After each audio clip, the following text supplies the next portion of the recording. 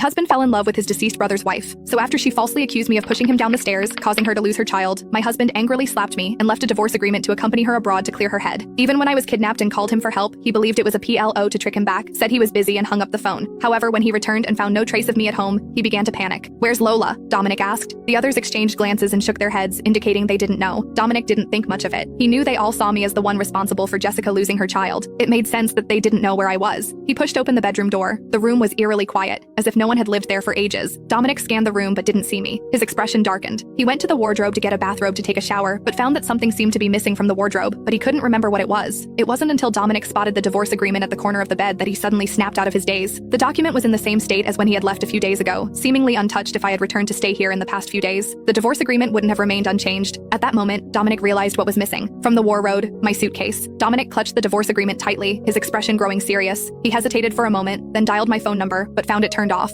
He then called a number I had called him 7 days earlier to say I had been kidnapped, but the line remained unanswered. Dominic threw the phone onto the bed, walked into the bathroom. Outside, a clap of thunder split the night sky, illuminating the room as bright as day. "Dominic, I've been kidnapped. Can you come and get me? Dominic?" Dominic jolted awake from his dream, his hand reaching out to the empty space beside him. The circulation of the bed weighed heavily on his heart. "Mr. Sinclair, the butler." Anna opened the door, glancing at the slightly haggard man before hesitating to speak. "The police are here. They say they have news about your wife." Hearing this, Dominic's expression turned icy. He raised his head indifferently. Two police officers approached, seeing the man sitting behind the desk. They hesitated for a moment, unsure whether to speak. Finally, the older one stepped forward, carefully taking a USB drive from his briefcase and handing it over Mr. Sinclair. "This was anonymously sent to the police station. It may help us find your drive." Dominic's gaze fell on the USB drive, but he remained unmoved and made no move to take it, and it couldn't stand it anymore. She stepped forward, took the drive, and seeing that Dominic didn't stop her, inserted it into the computer's USB port. The video showed a figure standing on the edge of a cliff, someone very familiar. The woman's face was very pale, her hair disheveled, and her lips covered in blood. Upon seeing the figure in the video, Dominic's expression suddenly changed. He stood up from his seat. "You can run, but you can't hide. We've been chasing you all night." A man's voice came from the computer. Dominic clenched his fist tightly, then heard another man's voice. "Ms. Mitchell, we have no quarrel with you. I can let you go. How about this call, Dominic? If he's willing to come and get you, can go." A phone was thrown at the woman's feet. Dominic collapsed into his chair, feeling a sense of suffocation. He watched me pick up the phone from the ground, my fingers covered in blood, and type out the numbers on the screen. "Dominic, I've been kidnapped. Said they'll let me go if you come." My voice mingled with the whistle. Whispers of the wind drifted up from the computer. Dominic clutched his heart, feeling a sharp pain, as if something important had vanished forever from his life. He looked up and noticed that the video showed me glancing around at the crowd before running toward the edge of the cliff and jumping off. "Laura," Dominic murmured, falling into deep thought. Others might not know what was said in that call, but he did. He said, "I'm busy." "Lola," Dominic called out again, but his vision blurred and he collapsed to the ground. 2 years later, a lavish charity gala was held at the Tundra Royal Hotel. A luxury car drove down the street with Henry sitting in the passenger seat, occasionally glancing at the two people in the back seat through the rearview mirror. Dominic, dressed in a black suit, stared out the window, clutching a phone tightly in his hand. Jessica, wearing a sapphire blue evening gown with her left shoulder exposed, leaned toward him. "Dominic."